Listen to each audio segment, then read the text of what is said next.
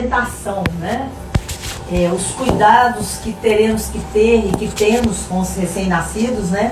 Lembrando que o mês de agosto é o mês dourado, é o mês da conscientização, da amamentação. E para nos ajudar a explorar esse assunto, a gente tem aqui a nossa convidada, a enfermeira, a doula, Lívia Busato. Ela que também é mãe, tem 4 experiências para falar com a gente aqui. Ela é mãe da Laíra, ela é mãe do Gabriel, do Davi e do Theo. Ela é enfermeira intensivista também. Ela é graduada em enfermagem pela Faculdade Anhanguera, né? Ela é pós-graduada em terapia intensiva. Ela é doula e ela vai falar dessa nova profissão, né, que a gente está aí no congresso, né, Lívia?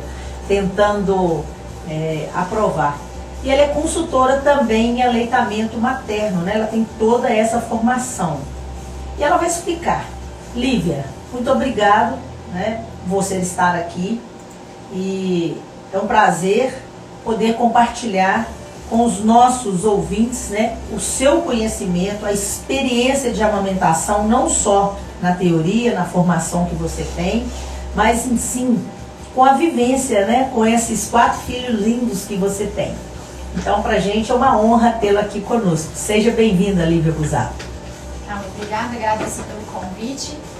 E eu fico muito feliz em poder compartilhar um pouquinho da minha história, da minha experiência profissional e também pessoal, né, com os meus filhos aí, no que tange ao aleitamento materno, aos primeiros cuidados aí com o recém-nascido, enquanto a minha profissão também mudou. Muito legal.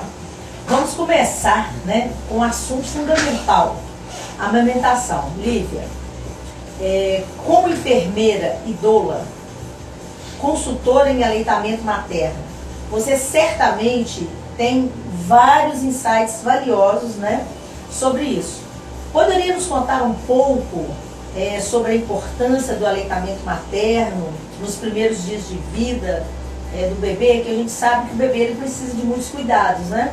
Muitas mães não sabem. A gente tem várias mulheres que, quando engravidam, elas falam assim: e aí, o que eu faço? Meu filho vai nascer, minha filha vai nascer, não sei por onde começar.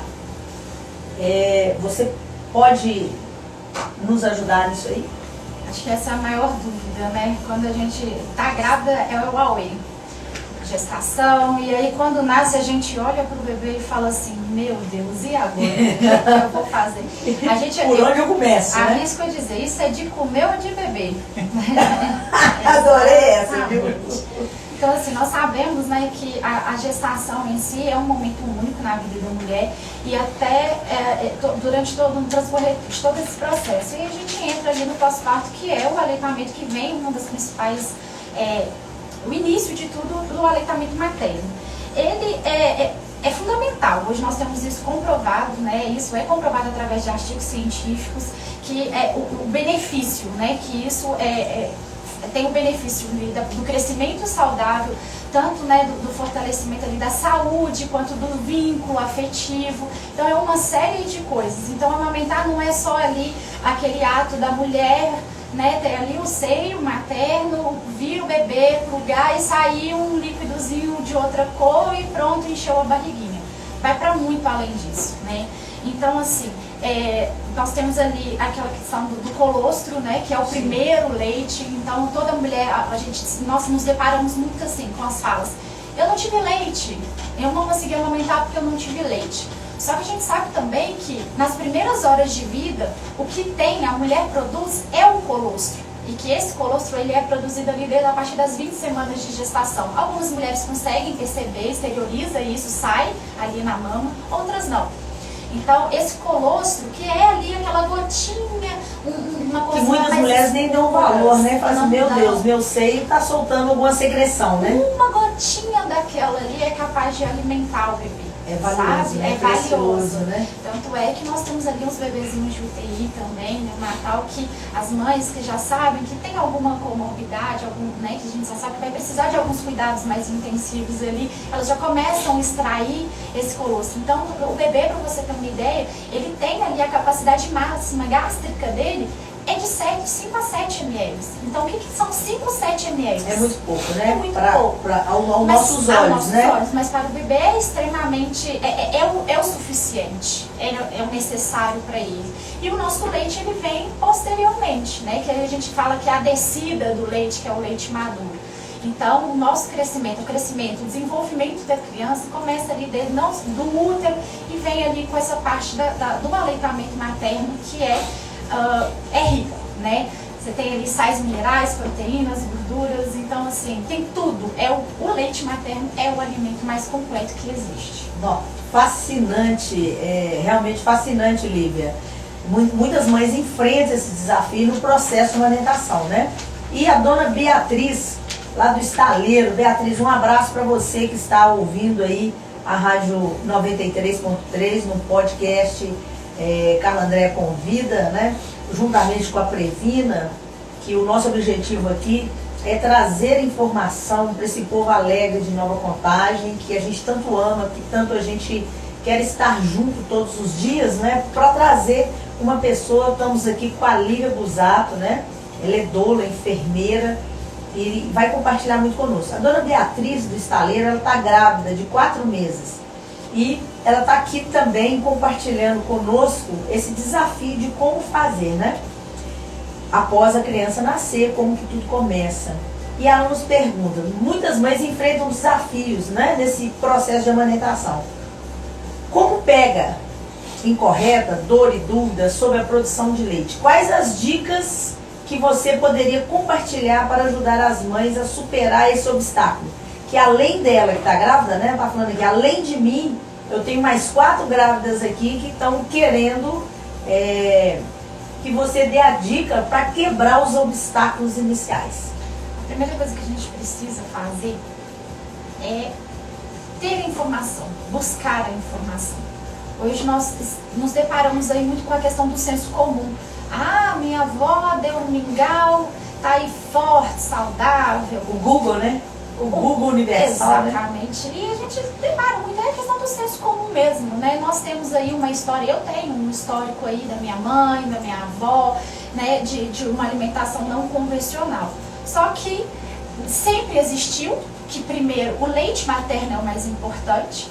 E isso continua e vem com evidências muito mais fortes. Então, assim, a primeira... só pra te dar, pra gente, como diz outra, a gente dar uma relaxada, minha mãe, tadinha, ela falava o seguinte, olha, criança nasceu, já prepara uma mamadeira de maisena pra você dormir a noite inteira. Exatamente, a gente escuta muito isso. Só que na realidade o que nós precisamos fazer é diferente, né? A gente tem ali os estudos que comprovam que a amamentação exclusiva até os 6 meses de vida do bebê, ou seja, não precisa de água, não precisa de chazinho, não precisa de absolutamente completo, nada. Né? É só o leite materno. Então a primeira dica que eu dou, se informe. Busquem informações, mas busquem informações nos locais corretos. Sim. Porque a gente precisa disseminar a informação e a informação verídica, não o achômetro. Eu falo que amamentar é muito difícil. É porque suga muito, nós que somos mulheres, eu também amamentei, a gente sabe que primeiro a gente precisa de dedicar tempo. Exatamente. Né? O tempo, o cuidado, a paciência, né? Envolve uma série de coisas. Não é só o ato de você pegar ali e plugar um bebê na mama. Exige muitas coisas. E para isso também o importante é é ter uma rede de apoio. Pessoas que acreditam em você. Porque não adianta você virar e falar assim, ah, seu leite está fraco, não está sustentando. Para uma mulher que está amamentando, ouvir uma coisa dessa é a mesma coisa de que você tomar uma punhalada. É tomar uma banho chuveirada, né? Porque ela banho tá ali, de água fria. A mulher tá dando o melhor dela. Exatamente. Né? E acontece muito também, a outra pergunta que eles estão falando, que o bebê quer mamar toda hora. Explica isso também para os nossos ouvintes. Por que isso acontece, né? Como eu já havia explicado, o leite materno é o alimento mais completo que existe. Então vamos fazer um comparativo? Hoje é quinta, né? Sim. Amanhã é sexta-feira. Sexta-feira o que costuma ter ali nos restaurantes? Qual que é o prato principal da sexta-feira? Feijoada. Você vai lá no restaurante, come um prato daquela feijoada deliciosa, completinha. Eu não vou saber nomes aqui de algum restaurante aqui da região, tá? mas eu tenho certeza que existem No tacho, né? muitas feijoadas aqui. Tesouro no tacho. Manda um abraço aí pra turma do Tesouro no Um Tacho. abraço para todo mundo e eu tenho certeza que você vai lá comer aquele pratão de feijoada. Meio-dia, almoçou. E aí eu chego lá, né, com a minha carinha fitness, mentira, gente. E é fitness Vou mesmo. bater um prato ali com aquela salada rechonchuda ali, com bife grelhado, vamos colocar ali. Qual que é a probabilidade de 2 horas da tarde eu sentir fome e você sentir fome? Quem vai sentir fome primeiro? Você ou eu? Vai ser você, porque eu comi feijoada. Exatamente. Então, quando a gente fala ali, dá uma mamadeira de maisena para esse menino pra você dormir a noite inteira. Eu faço um comparativo que uma fórmula infantil bate no estômago da criança como uma feijoada no estômago do adulto. Que é diferente de um prato, de uma salada. Que ele é rico, nós vamos ter uma digestão muito mais rápida, muito mais breve, e eu vou sentir fome mais rápido. E é a mesma coisa do bebê, estão trazendo ali pro bebê. Ele mama, ele teve um sinalzinho ali de saciedade, vai dormir. E aí, mas meu Deus, não deu 30 minutos, não deu 1 hora, esse bebê já tá chorando de novo querendo. Por quê? Ele já está satisfeito, fez uma digestão. E aí é que a gente entra na livre demanda, que o bebê vai mamar a hora que ele quiser. A amamentação, ela não deve ser regrada. Eu não preciso dar 30 minutos horário, né? numa mama e a cada 3 horas. O bebê não entende que ele tem que esperar 3 horas para comer. O corpo dele vai falar. Então, a hora que ele demandar é a hora que a gente vai dar o mamar. Então, isso é o que você falou, exige muito da mulher. Sim. A mulher é um cansaço físico e Que é mental. 24 horas, né? É a disposição. Então a gente escutar alguém virar e falar assim, seu leite não está sustentando, poxa, eu estou fazendo o meu melhor, eu estou tentando e sim, o seu É leite desmotivador, né? é desmotivador e sim, o seu leite sustenta o seu filho, o seu leite não vai sustentar o meu filho, mas o meu leite vai sustentar o meu filho, ou seja, o leite da minha amiga não sustenta o meu filho. E vice-versa. Então, a minha produção, ela é o suficiente para sustentar. E claro que vamos ter casos ali, alguns específicos, né? Porque aí vai gerar de outros problemas, pode vir de saúde, que pode ser necessário uma complementação, uma baixa produção, mas aí são vários outros fatores. Então, a dica é, estude, busque apoio. E a terceira, esse apoio, né? Eu falo a rede de apoio daqueles ali que estão em torno da sua casa, da sua família. Legal. E a terceira, busque uma profissional. Ó, a Natália, Nath M. Figueiredo, mandou um comentário assim: Lívia é maravilhosa, me ajudou muito na amamentação do meu segundo filho. Aí, Natália, um abraço. A Natália tá lá no bairro JK, filho do Meia. Valeu, Natália. É importante isso aí, né? O reconhecimento de uma profissional igual você, né, Lívia? E aí a gente passa também a conversar, né, sobre o mito de banco de leite, doação de leite materno, o quanto que isso é importante, que é um assunto que a gente gostaria de trazer aqui, para que as pessoas confundem muito, né, Lívia? Todo mundo acha que tem que doar o leite e depois ir só lá no hospital e buscar aquele leite. A gente gostaria que você explicasse a importância desse ciclo, né? Você que tem essa vasta experiência, para que a gente possa ajudar essas mães nesse ciclo, né? Eu, por exemplo, quando amamentei, o meu peito, eu produzia tanto leite que às vezes tinha que pedrava meu leite, né? Então eu tinha que ir para debaixo do chuveiro, água quente, para poder tirar o leite. Eu também doei muito leite, porque além de amamentar a Railda, eu ainda consegui mandar para o banco de leites lá do Odete Valadares. Você tem uma experiência vasta nisso, eu gostaria que você compartilhasse esse ciclo e informasse, né, como que as mães devem proceder, que estão produzindo leite a mais, que a gente sabe também que tem mãe que não produz leite, e como que isso funciona, como que essa logística, como que essa cadeia de acolhimento funciona. Nós temos alguns pontos aí, né? O que nós temos de dificuldade, algumas mulheres que têm uma baixa produção de leite, de repente por um manejo inadequado, nós temos aquelas mulheres que têm uma alta produção, uma grande produção, que pode levar aí o empedramento, que na verdade é um engurgitamento mamário e que pode agravar virando uma mastite, que é uma infecção nos dutos. E dói. Nossa, eu sofri demais. E aí, às vezes, algumas mulheres precisam de punção, enfim, antibiótico. Então, são várias condutas aí, condutas médicas, né, que precisam entrar. E é um outro ponto dificultador. E aí nós temos os bancos de leite. O banco de leite nós temos hoje aqui em Belo Horizonte, que é o banco de leite da maternidade Odete Valadares. Que eu doei pra lá. Na minha época era saía daqui de Contagem e eles entregavam leite lá. E o banco de leite da maternidade do Sofia Feldman, lá no Tupi. Bacana. E nós temos em Contagem e Betim os postos de coleta.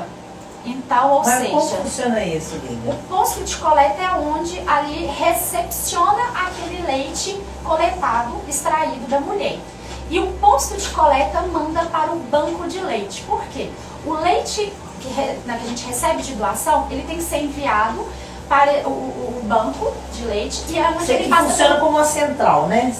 Uma central que recebe o leite doado. Isso. E aí manda para o banco, que é onde ele vai ser, o leite passa por um processo de pasteurização. Por quê? O leite in natura, o leite puro, cru, ele só vai servir para o meu filho.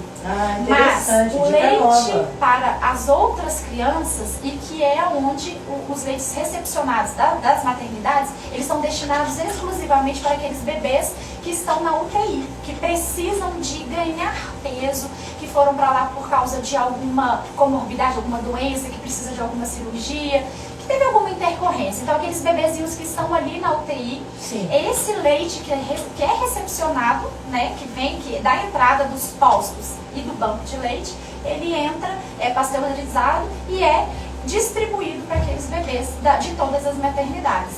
E assim funciona. Assim, aqui, a nossa ouvinte aqui, Xará, né, lá da Vila Esperança, Ana Carla, ela tá aqui com dúvida, achando que ela poderia, né, caso ela vai ganhar neném, e se ela não tiver leite, ela poderia ir lá buscar o leite, né? Então, a gente precisa de informar isso para os nossos ouvintes, né, como que é o ciclo. Assim, o correto, né, o ciclo, o funcionamento é esse. As maternidades, né, os bancos de leite e os postos de coleta só recepcionam esse leite. E esse leite, ele passa pelo processo de pasteurização e é fornecido dentro das maternidades. Salvo algumas exceções, que aí a gente é muita coisa, né? São muitos detalhes para poder a gente colocar aqui, de algumas coisas judiciais, que pode ser que é necessário por algum outro bebê, por alguma outra condição especial.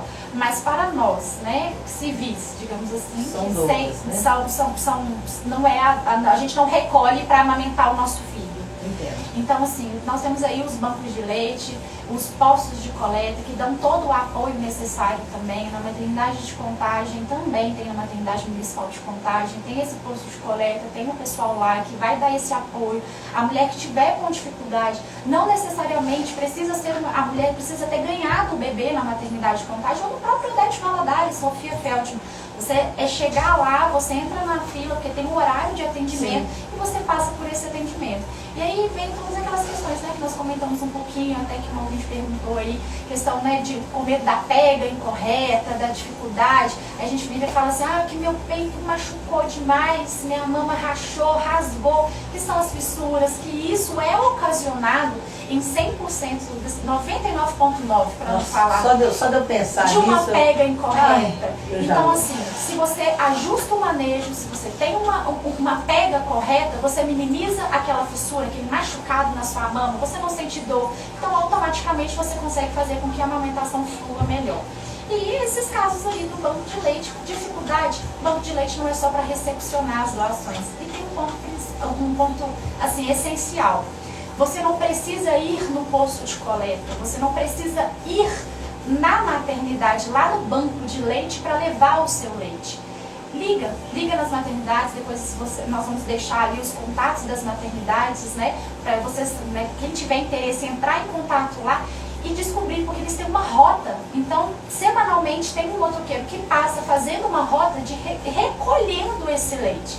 E aí essas mulheres vão receber toda a orientação de como fazer a extração desse leite, como como armazenar esse leite, quais são os cuidados que tem que ter, porque não é só simplesmente a gente chegar lá, fazer uma extração, nós precisamos ter os cuidados mínimos de higiene, até mesmo porque esse leite precisa passar para lá, passar por um processo de pasteurização, e se ele estiver contaminado, o que estiver contaminado é descartável. É descartável, Então, é um desperdício, né? Exatamente, então a gente precisa ter esse cuidado também. E assim, e é tão interessante, né, Lívia, porque a gente sabe que tem mulheres que não têm leite de forma nenhuma, né? Então a gente sabe também que precisa de ser estimulado.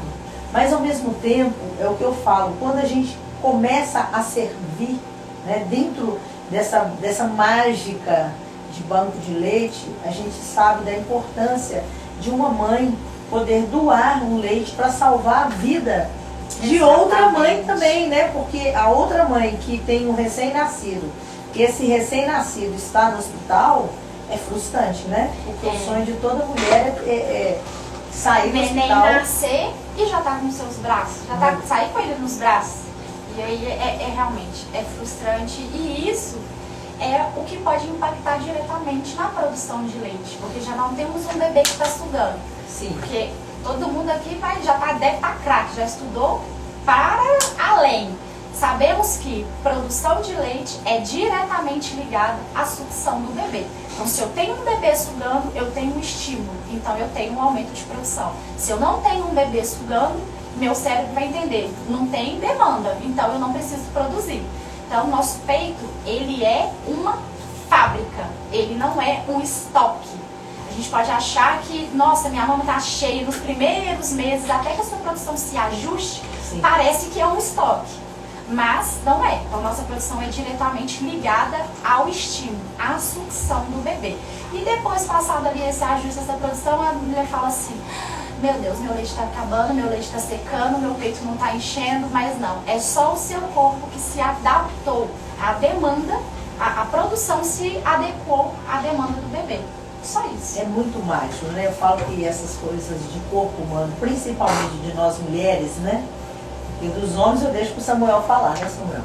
Deixo pro Eric aqui falar. Mas nós mulheres, a gente sabe o quanto que é rico quando a gente engravida, quando tem a gestação, quando a gente escuta o coraçãozinho do bebê, né? E quando a criança nasce e que a gente tem que estar do front, né? É o front aqui de como eu faço com essa criança agora, né? Então, eu também acredito, né? Eu passei por isso também, da dor que a gente, de ter aceitação, de ter adequação de como pegar o bico da mama, né, com os 2 dedos, de todo esse ajuste que é eu e ela, né? É eu e ele, não tem jeito da gente pedir socorro. Mas ao mesmo tempo a recomendação, como a Natália acabou de agradecer aqui, né, é de grande valia.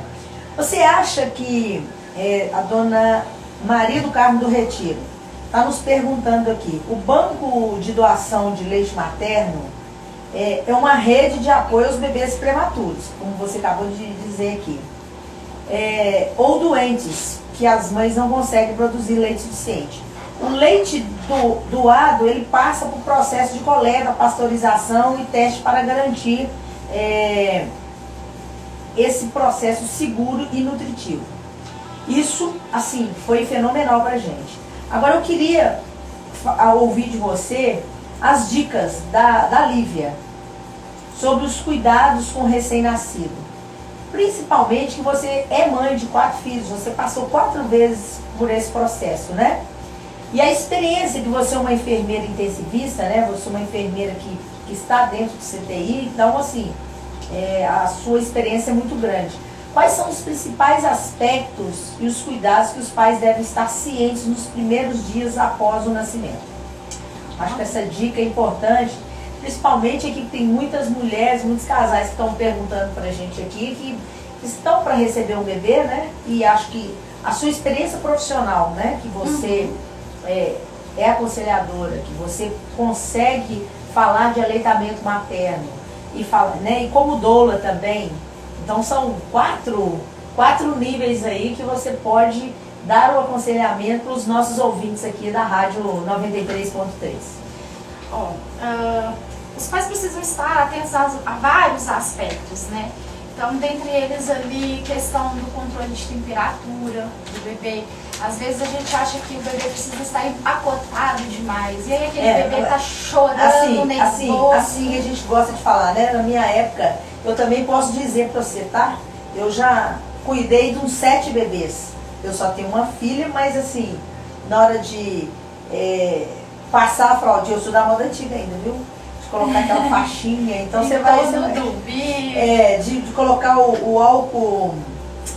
álcool 70, para nós, né, é álcool absoluto. Esse álcool tem que ser absoluto.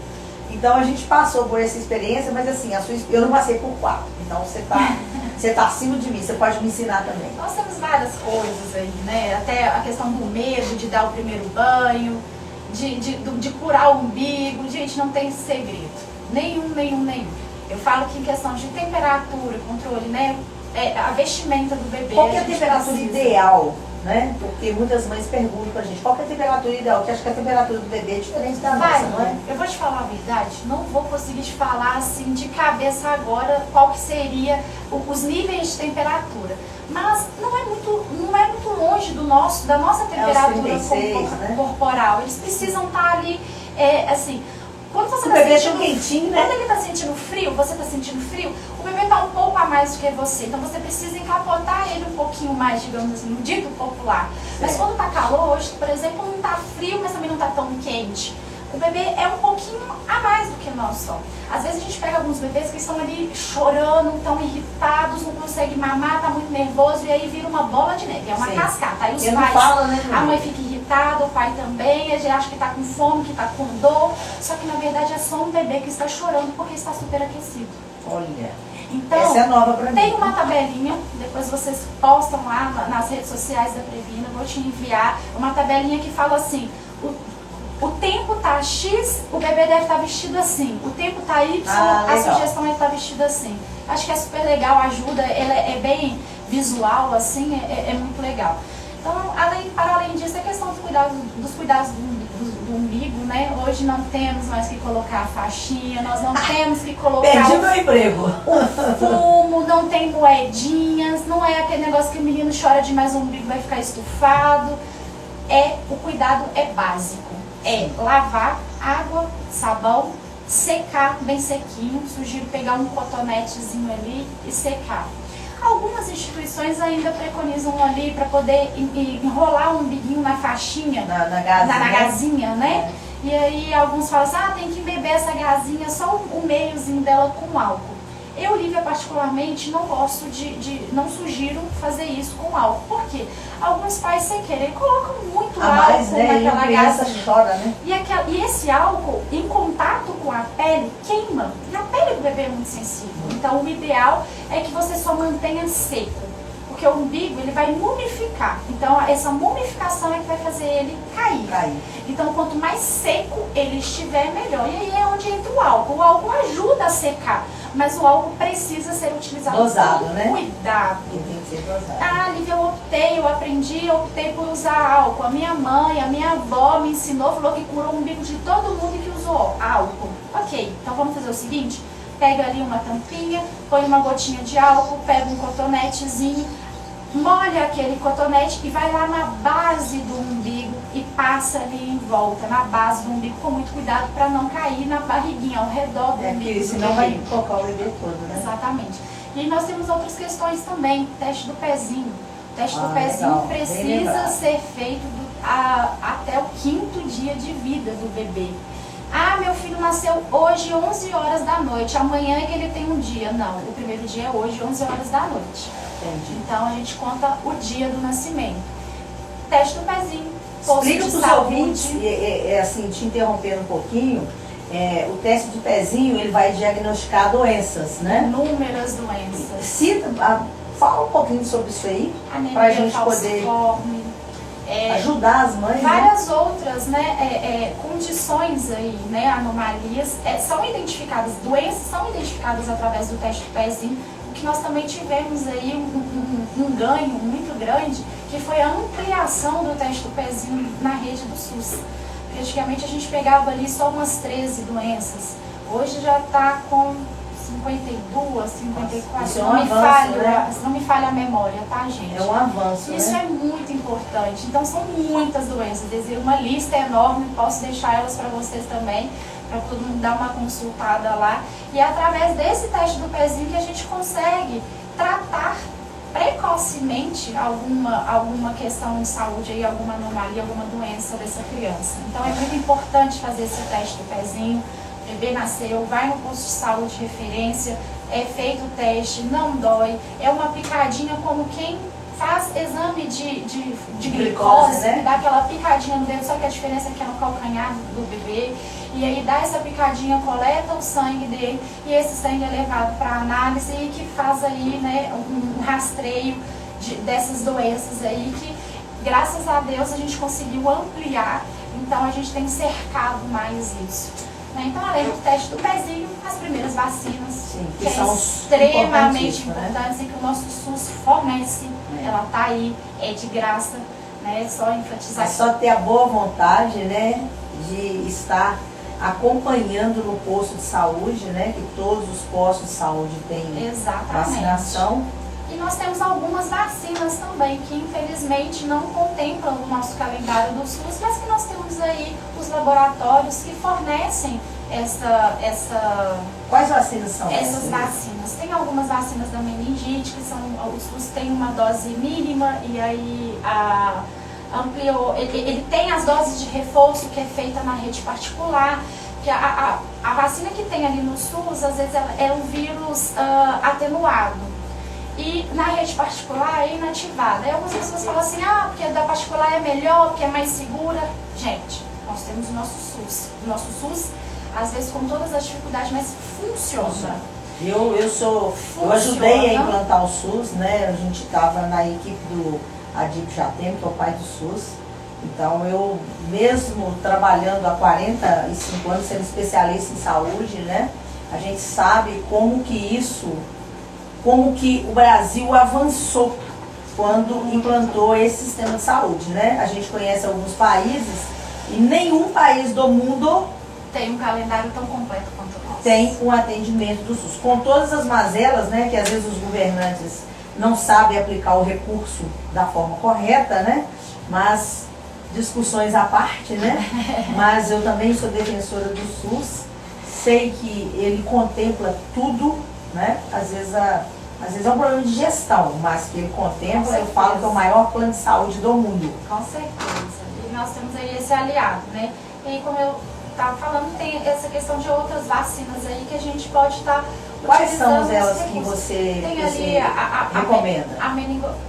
Olha, falando popular, Lívia, não vacina... tem nenhuma vacina particular nos meus filhos. Todas as minhas vacinas são do SUS. Mas tem a minha é mais velha ainda, né? Que era do INAMPS ainda, né? Então eu sou mais velha um pouquinho, então não existia o SUS, então era o INAMPS. O INAMPS que pagava lá tudo pra gente. Então, assim, meus filhos tomaram todas as vacinas dos meus filhos do SUS, inclusive o meu filho Davi, hoje com 7 anos, era uma criança alérgica à proteína do leite de vaca.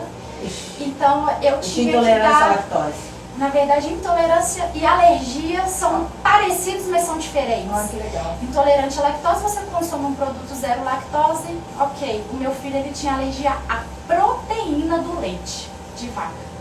Então, assim, é um pouco mais além. Você foi escolhida, né? Fui escolhida. Então, assim, eu tive algumas vacinas do meu filho, tinha que ser vacina especial, uma vacina específica de um laboratório específico. Então, eu fui no posto, fiz a solicitação, essa vacina chegou no posto, era destinada para o meu filho, então ele foi lá, ligaram, eu ia lá, ele tomava essa vacina. Então, assim, a gente está falando de vacina, de aleitamento. E o Davi era uma criança alérgica, ele só tomou leite materno até 1 ano de vida. Era amamentação só leite materno, ele não conheceu nenhum outro tipo de leite. E o meu filho era alérgico, então eu tive que fazer uma dieta restritiva. Olha aí outra questão que pode impactar no aleitamento. Então eu optei por fazer uma dieta restritiva, então eu não comia na rua, não comia nada que tinha leite, traços de leite, e conseguia amamentar o meu filho exclusivamente. E o que a gente pega também, nós temos hoje também muitas famílias que passam por esse problema. E aí, nós precisamos ter pediatras parceiros. Porque ao invés de indicar uma fórmula, vamos tentar o manejo do aleitamento? Né? Porque esses bebês precisam de fórmulas especiais. E essas fórmulas especiais, elas custam na faixa de R$230 uma lata. Fazendo uma conta que seria pelo menos aí umas 3 latas semana. Puxa. Então é tudo muito É puxado. possível um pai de família, né, que ganha um salário mínimo, que ganha e ter mais um ser na casa e já com um problema desse, né, com uma patologia dessa aí. Exatamente. Então é complicado. É muito delicado. Olívia, a gente precisa também, né, que você nos conte um pouco sobre o seu papel como doula. São poucas pessoas que sabem o que é doula, né? E o que a doula faz com um recém-nascido. Dá uma aula pra gente disso aí, que tá tão legal. Bom, doula é uma mulher que acompanha a outra mulher durante todo o seu período de ciclo, é o ciclo gravídico corporal. O que é isso, Lívia? Palavrão, né? É ali da gestação até o pós-parto ali e os primeiros meses de vida ali do bebê. E eu posso dizer que eu acho que é pro resto da vida, porque eu tenho bebês aí que estão com 5 anos, né? Aí, que eu vi nascer e que até hoje a gente, uma coisinha ou outra, a gente sempre troca uma figurinha, sempre tem uma dúvida, aquela mulher tem uma dúvida, me manda, o que eu consigo responder, eu respondo na hora, o que eu não consigo eu procuro saber. Então assim, então é essa mulher que oferta esse apoio físico e emocional para aquela mulher durante todo o trabalho de parto, no qual ela proporciona métodos de alívio não farmacológico da dor durante aquele trabalho de parto, que a gente sabe, né, que o trabalho de parto é um trabalho, né, exige muito, tem dor e não é um sofrimento. Vamos cortar essa parte de que trabalho de parto é sofrimento, não. Se a gente atrela sofrimento, tudo desencadeia, né? Desencadeia então vamos várias apelar essa coisas. dor à dor da vida. É muito legal, é muito então, legal. assim, Só que é desafiador. Sim. E assim, não diminuo, não minimizo aquelas mulheres que passaram por cesariana de forma alguma, porque a mulher também, a doula também acompanha uma cesárea, mas existem aí alguns vieses que a gente deixa para uma próxima hora para a gente poder discutir. Mas eu quero compartilhar aqui uma experiência, né? Quando minha filha nasceu, eu não tive uma doula, né? Eu tive Dona Lila, eu tive Tia Lourdinha, eu tive Vovó Maria, eu tive uma renca da família, né? Que assim, primeiramente que eu sou grata, que me ajudaram. E que eram as suas doulas, você não sabe, mas eram as suas doulas. Sim, mas de estar no momento da minha dor, elas não estavam. Quando a Raída nasceu com 4,220 kg, né? Então a gente gosta de contar essa experiência, então eu falo que ela já nasceu pré-diabética, né? E quando o médico me entrega, né? E erroneamente ele me dá os parabéns. O pai da Raída não estava no quarto, estava lá na recepção, pegando a minha alta, que o médico já tinha avisado que eu estava de alta. Aí o médico entrega a Railda e fala assim: mãe, tá tudo bem, parabéns pela criança, mas sua filha é portadora da síndrome de Down. O chão caiu, erroneamente, né? Que quem conhece a Railda não tem nada de Down. O chão caiu. Eu sozinha olhei pro teto e falei: Deus, me para aqui. Então, assim, é tão legal você poder ter alguém, né? Claro que eu tive minhas doulas familiares, né? Mas naquele momento eu estava sem doula. Porque se eu tivesse uma doula, ela poderia me apoiar, poderia me orientar, né? Eu fiquei 7 dias sem conversar, sem contar pra ninguém, só chorando. Nossa. Até que minha mãe chegou e falou assim: você vai quebrar seu resguardo, menina? É coisa de mãe mesmo, né? Você vai requebrar seu resguardo, o que está acontecendo? Aí eu contei para minha mãe. Aí minha mãe falou: não, nós vamos ser o médico. Meu pediatra era vivo na época. Nós vamos levar para o doutor Figueiredo agora, Railda. Chegou lá, ele fez o teste, que a gente quer compartilhar isso também aqui, né? Pegou a Railda com o dedo, tirou a roupinha dela, colocou de bruços. Ela andou na mesa do médico. Teste de marcha. Né? Ela andou na mesa do médico. E ele falou assim: mãe, aprende aqui, ó. Pegou o dedinho, a Railda olhou para um lado e para o outro. Falou: mãe, pode ficar tranquila, a sua bebezinha é linda, maravilhosa, vai ser uma criança levada. Pode ir em paz. É muito delicado, né? Porque nós temos essa falta, esse cuidado mecânico hoje tem deixado muito a desejar. Então, quando a gente tem ali uma pessoa, não que o médico não possa fazer isso, não que a enfermeira obstetra não possa fazer isso, mas a gente tem ali atribuições diferentes da profissão. Então a doula, ela atua nessa parte também de toda da educação perinatal, ou seja, durante a gestação nós vamos estudar. Isso. E as possibilidades, alguns diagnósticos desfavoráveis que vier, porque algumas gestações são de risco, são gestações não viáveis. E tem algumas crianças que são especiais também, e tá tudo bem, a gente precisa mudar a rotina. Sim. Mas da forma como você recebeu essa notícia e não tem ninguém do seu lado. Ele simplesmente falou assim, olha, nós medimos a circunferência da cabeça, medimos o fêmur. Aí quando eu reportei isso ao pediatra, ele falou assim, claro, ela nasceu com 4,220 kg. Ela já perdeu peso, e realmente ela perdeu 1 quilo e alguma coisa. Né? Todo bebê perde peso. Perde, mas ela perdeu muito, porque ela nasceu muito inchada. É importante a gente frisar isso também. Todo bebê nasce com um peso e ele sai da maternidade de outro, porque ele tá inchadinho, então ele dá uma murchada. Não significa também que aquele gotinha que tá saindo lá na sua mama que é o colosso não seja o suficiente. Então, assim, gente, é muito assunto, é muita coisa, mas é fascinante. E o trabalho da doula é isso, né? Esse apoio físico, esse emocional, informacional. Eu sou uma mulher que eu tenho as duas histórias. Nos meus 2 primeiros partos eu falo que foram anormais. Eu passei por muita violência obstétrica e eu não tinha ninguém ali comigo. Ó, a Railda mandou um beijo e falou assim, graças a Deus eu sou normal. Aí, Railda, muito bem, Railda. Graças a Deus mesmo, né? Tá aí com toda a força, toda a vitalidade, e já é mãe também, né? A gente fica feliz por isso que é mãe. Eu também cuidei da Ana Clara, né? Eu fui a doula da Railda, né, gente? Cuidei da Ana Clara e dei todo o suporte para ela. Aqui, outra pergunta que está surgindo aqui, está tão interessante o nosso papo. As futuras mamães, onde que elas podem buscar apoio e ajuda durante a gestação, né? Com os cuidados dos recém-nascidos, existem órgãos que auxiliam neste momento? Então, a doula é uma profissional, né, reconhecida, é uma profissão, inclusive como nós mencionamos no início, você bem disse, né, tem aí, tá em votação, né? Tá em tramitação. E vamos aí, ó, alô, seus deputados, aí, ó, vamos valorizar mais as mulheres. É muito bonito falar que somos 51% do eleitorado, mas a gente quer que os nossos deputados e as nossas deputadas façam valer a lei da doulas. Exatamente, e nós temos aí que isso também é comprovado, o Ministério da Saúde, a Organização Mundial da Saúde, é comprovado que tem o benefício da doula, tem uma redução das cuidado, né? Tem uma redução das cesarianas desnecessárias, sabe? E virou uma moda, né? Nos últimos 30 anos aí virou moda, né? Infelizmente, sim. Então nós temos aí inúmeros dados, são dados estatísticos, através de estudos que comprovam o benefício da doula. Então não é só uma modinha ter uma doula. Uma doula é uma profissional que está ali, que traz esse benefício. Então nós temos hoje, né, a doula é uma profissional liberal, autônoma, então a grande maioria delas é contratada de forma particular, sim, independente de onde a mulher for ganhar, que seja na rede privada ou no SUS.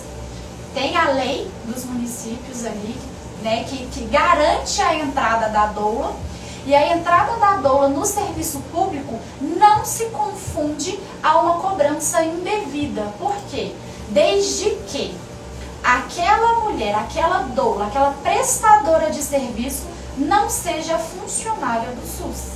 Nós temos alguns detalhes, porque aí existe uma cobrança indevida. Sim. Mas eu prestar o meu serviço fora da instituição, isso não faz com que, não confunde com uma cobrança indevida. E nós temos também dentro das instituições, a grande maioria das instituições públicas, tem as doulas comunitárias. É um pouco assim, né? Às vezes a gente não recebe toda aquela atenção, aquela mulher não vai receber toda aquela atenção porque são poucas. Infelizmente ainda são poucas. Então, são poucas doulas para atender uma grande demanda de bebês, de mulheres parindo. Então, mas a gente tem aquelas doulas voluntárias, comunitárias ali. Tem cursos, vamos incentivar. Né? Inclusive eu quero fazer, viu? Eu quero fazer, eu quero me certificar. O SUS fornece esse curso através da nossa maternidade municipal de Contagem. É só buscar essa informação. Então, várias outras maternidades também fornecem esse curso de formação. E também tem as empresas particulares, as privadas, que foi onde eu me formei. Eu me formei pela Egrégora BR, comandada ali, né, pela Laura Muller. E eu tenho um curso avançado de doulas, que é o da Mari Palaiola. E que é assim, gente, fantástico, fantástico, fantástico. Ó, eu já tô saindo com um projeto daqui hoje, né? Pois é. Nós estamos saindo com um projeto aqui. A Lívia precisa de comandar o curso de doulas em montagem. Você dá seu jeito e arruma tempo para a gente nos organizar nisso aí. Nós temos aí algumas colegas que encaram essa demanda, eu fico no apoio e agradeço aí essa confiança. E vou deixar também o contato do pessoal do Doula Solidária, que é uma associação. Temos doulas cadastradas do Brasil inteiro, de várias cidades e estados ali. E que aquela mulher que tiver interesse, né, de ter uma doula para poder te acompanhar, acessar o site, que é o www.doulasolidaria.com.br, e lá a mulher faz um cadastro prévio e verifica se tem uma doula da sua região disponível. E aí ela vai fazer uma entrevista com as responsáveis da associação, porque existem todos os critérios, porque é o doula solidária, né? Então a gente tem até mesmo de baixa renda, exatamente. Né? E aí são designadas algumas doulas e aquela doula que a mulher mais se identificar, porque, gente, não adianta também. Eu vou falar assim, eu quero uma doula só por modinha, não. Você precisa ter a conexão, né? É a conexão. Precisa ter essa conexão, porque é confiança. Você vai estar ali naquele momento mais importante da sua vida, ao mesmo tempo mais vulnerável, porque a mulher se sente extremamente vulnerável no momento do trabalho de parto. Então você ter aquela pessoa que está ali só para olhar. Às vezes ela não precisa falar nada pra você, mas só de estar ali do seu lado. Te dá confiança, segurança, né? Eu tive doula nos meus 2 partos dos 2 mais novos, já sendo doula. Já foi tudo diferente. E pra mim foi a melhor coisa. Elas não tive demanda. Elas não tiveram demanda nenhuma comigo. De técnicas de alívio não farmacológico foram mínimas. Mas pra você só o fato de eu saber que eu olhava pro lado e sabia que elas estavam ali. Não tô sozinha. Estava perfeito. E olha que meu esposo estava comigo, eu tinha uma fotógrafa, porque foi algo que eu não abri mão, eu ganhei num sorteio, então eu tive uma fotógrafa comigo. Que legal. Que pôde registrar todo o momento do nascimento dos meus filhos, então para mim foi muito importante. No meu filho mais novo, o Davi estava com 2 anos e pouquinho, e a minha irmã, eles viram o Theo nascer, eles acompanharam o nascimento. Então assim, e eu tive, né, o bebê numa instituição que é 100% SUS e que tem ali uma humanização na assistência ao parto e nascimento. E me foi lá no Sofia? Eu ganhei no Sofia Feld. Sofia, realmente a gente manda um abraço aqui, a gente tem várias enfermeiras amigas lá. A gente sabe que realmente lá o Sofia é a minha paixão. O parto, ele é humanizado, né? E nós que somos especialistas em saúde, a gente preza muito o ser humano, né? A gente sempre fala que o nosso propósito é cuidar do outro em todo sentido, né?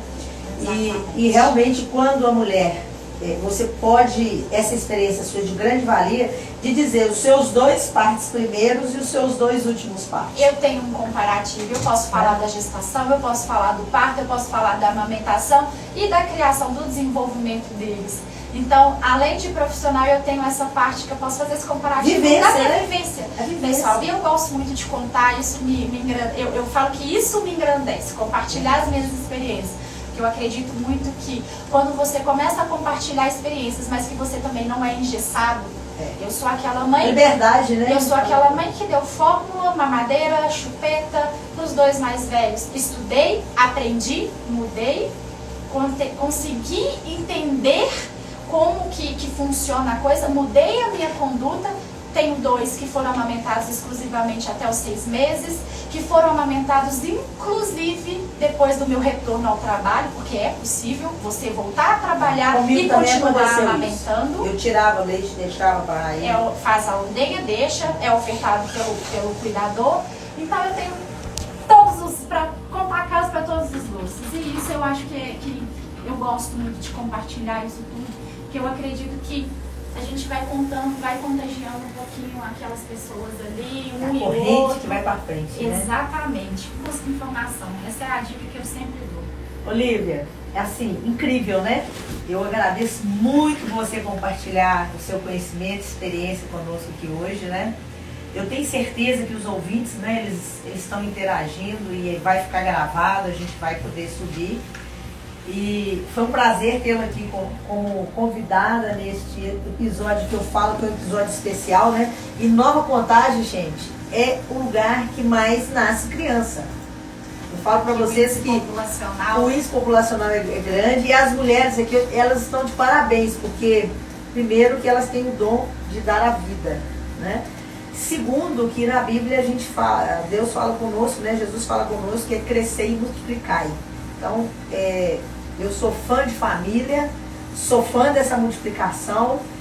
Só tive uma, mas assim, eu te dou os parabéns por você ter tido 4. Você é mais corajosa do que eu. Gente, vou falar com vocês, dá pra rir, chorar, deitar no chão e fingir de morta, viu? Mas é bom, dá trabalho, mas é bom. Pode fazer. É um pouquinho de resistência e persistência, força de vontade. Isso a gente aí. consegue. E assim, eu te agradeço de coração, né? Principalmente falando para os nossos ouvintes, eu espero que eles tenham aproveitado tanto essa conversa esclarecedora, né, com a Lívia Busato, essa enfermeira, essa doula, sobre o nosso tema de amamentação e os cuidados com os recém-nascidos. São etapas cruciais, né, para uma jornada do recém-nascido. E a gente tenta aqui, nessa tarde, aliviar, né? E também, Lívia, agradecer você por orientar, né? Isso é um privilégio para todos que estão aqui, estão nos ouvindo. Lembrando que cada bebê é único, né, Lívia? Exatamente. Tem mãe que fala assim, meu filho está demorando a cair o umbigo. Não tem regra para isso não, né? Cada bebê é único. Não adianta comparar com o da amiga, da vizinha, da tia ou com a própria experiência da sua mãe. Cada filho é único, cada bebê é único, tem o seu tempo, tem as suas demandas, e isso é que a gente precisa entender, respeitar e buscar os meios para ir se adaptando e ajustando a rotina, porque não tem fórmula mágica. Gente, se tivesse, o mundo estava perfeito. Tá. E assim, a gente agradece, né? Até o próximo podcast que a Andréia convida, e a gente a cada dia está aqui contribuindo para que mais pessoas possam estar nos ouvindo, trocando ideia e aprendendo juntos, né? A gente sempre gosta disso. E eu vou aproveitar aqui e convidar.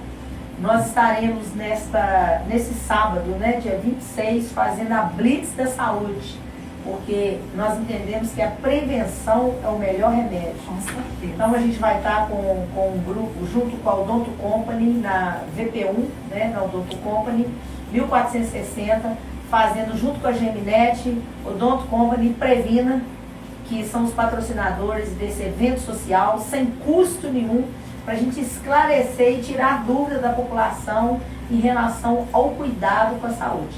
Muito Esperamos legal. você, né, dia 26, de 9 às 13 horas. E até o próximo podcast que Carla Andréia convida. Carla, obrigada, agradeço pelo convite, fico aqui à disposição, né? Quem tiver mais dúvidas, quando precisarem falar da materno infantil é a minha paixão.